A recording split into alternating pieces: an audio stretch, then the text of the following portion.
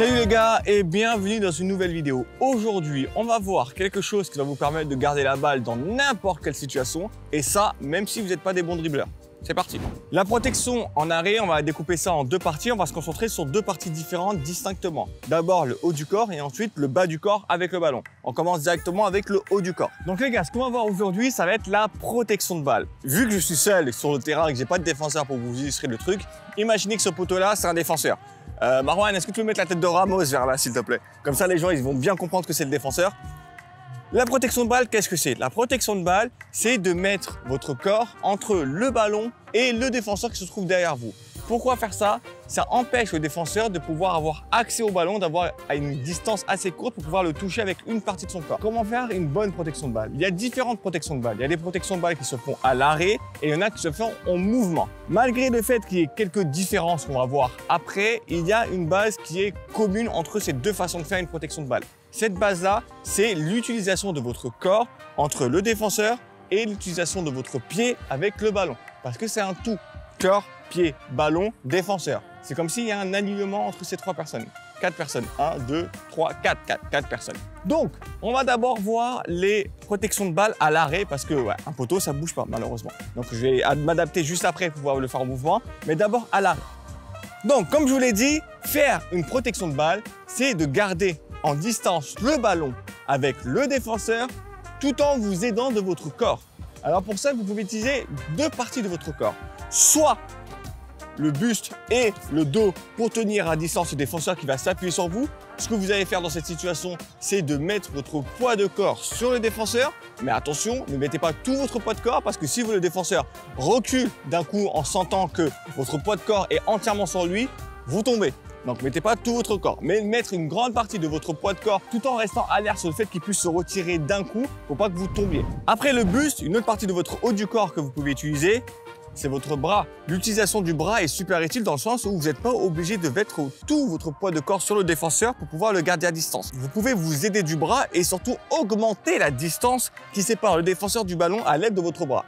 Avec le corps, vous êtes assez proche, mais en rajoutant le bras, vous voyez la distance augmente. Faites attention à ne pas faire de faute, à ne pas attraper le défenseur ou à le tirer ou à le pousser. Vraiment, votre bras sert seulement à l'amortir et à le tenir à distance sans faire de faute grossière. N'hésitez pas à mixer des deux, à commencer avec le corps, revenir sur le bras, ensuite rejouer avec le corps pour pouvoir un peu bouger le défenseur. Parce que passer du bras au corps, ça vous permettra de mettre un tout petit coup au défenseur et du coup le faire reculer. Donc ça, vraiment, gardez-le en tête.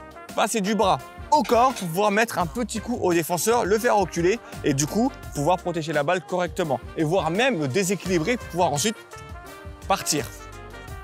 Et en parlant de partir en faisant rouler la balle, on va maintenant passer au bas du corps. Qu'est-ce qu'on fait avec les pieds lorsqu'on est en position de protection de balle? Donc, ce qu'on va faire avec les pieds, il y a un mot d'ordre. Vraiment un seul mot d'ordre, une phrase d'ordre, c'est garder le ballon à l'opposé du défenseur constamment. Si le défenseur essaie de passer par votre droite, mettez le ballon à gauche. Si le défenseur essaie de passer par votre gauche, mettez le ballon à droite. Inversement, pour si vous êtes droitier, si le défenseur essaie de passer à gauche, mettez votre ballon à droite, à l'opposé du défenseur. Et si le défenseur essaie de vous contourner par la droite, mettez votre ballon à gauche, à l'opposé de là où il se trouve. Pour pouvoir contrôler le ballon, ce que je vous conseille, c'est vraiment d'utiliser la semelle parce que ça vous permet d'avoir vraiment une prise parfaite sur le ballon et de pouvoir changer de direction, changer le placement de la balle de façon très rapide. Alors que si vous le faites avec les autres parties du pied sans utiliser la semelle, déjà, ça sera moins précis et de deux, si le défenseur arrive à glisser un pied, là, il aura plus de mal à toucher le ballon parce que déjà, il y a le pied qui protège, mais vous êtes bien appuyé sur le ballon et même s'il arrive à toucher un tout petit peu, le ballon risque de rester sur votre pied, alors que si vous utilisez les autres parties du pied, s'il arrive à la toucher, le ballon il part direct. On va passer très rapidement mais très brièvement sur les protections de balle en mouvement. C'est les mêmes principes, utiliser son corps pour pouvoir tenir le défenseur à distance du ballon, mais cette fois-ci, ça sera sur un contrôle, que ce soit extérieur, comme Xavi a l'habitude de faire, ou que ce soit intérieur. Le but du jeu, c'est toujours faire rouler la balle dans un sens qui va vous permettre d'être dos au défenseur et surtout d'avoir le défenseur derrière soi. Toujours pareil, vous pouvez utiliser le bras, etc. Des fois, même pas besoin d'utiliser le corps. Vous avez juste besoin, si le défenseur arrive là, la balle ici, vous avez juste besoin de tac, tourner avec le ballon. Imaginons que ce défenseur-là est là en mouvement et que moi j'arrive sur un contrôle. Je reçois la balle, je peux juste tac, garder et hop, partir de l'autre côté. Je peux faire la même chose de l'extérieur du pied. Imaginons que la balle vient par là, et que le défenseur se trouve ici, je peux juste, voilà, tac, sur un contrôle, garder le défenseur derrière moi et faire une protection de balle. Une protection de balle peut se faire à tout moment durant un match, que ce soit en arrêt comme je l'ai dit, ou en mouvement comme je viens de le faire. Ce qui peut être avantageux avec la protection de balle, deux choses. Ça peut vous permettre soit d'éliminer un défenseur en le tenant à distance et de démarrer à un moment donné bien précis, ce qui va le mettre en retard sur vous et du coup de l'éliminer, que ce soit à l'arrêt ou que ce soit sur un contrôle, ce qui va vous permettre d'avoir une certaine avance sur lui, ou bien ça peut vous permettre de temporiser. Si vous recevez le ballon, tac, position, protection de balle, les défenseurs s'arrêtent, tout le monde s'arrête et vous avez le temps de temporiser et voire même de pouvoir rejouer en retrait sans perdre le ballon.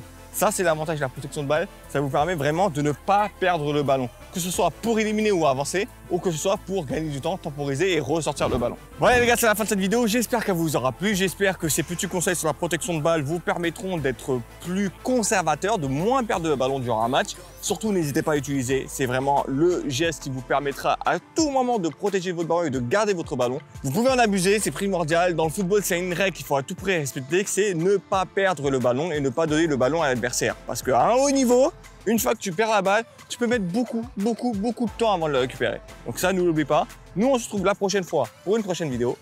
Ciao!